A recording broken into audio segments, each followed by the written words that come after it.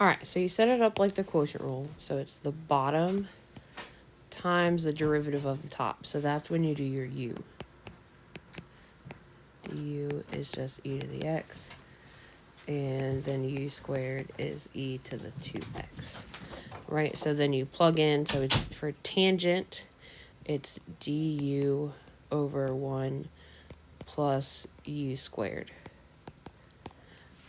minus the top times the derivative of the bottom over the bottom squared.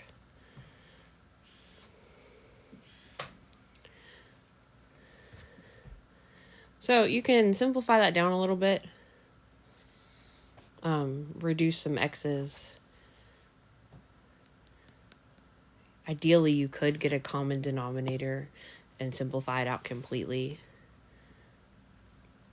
which is probably what I would recommend doing, to get rid of this double fraction stuff you have going on there. But hopefully that helps. So you just have to do the arctangent derivative in the spot for the derivative in the quotient rule.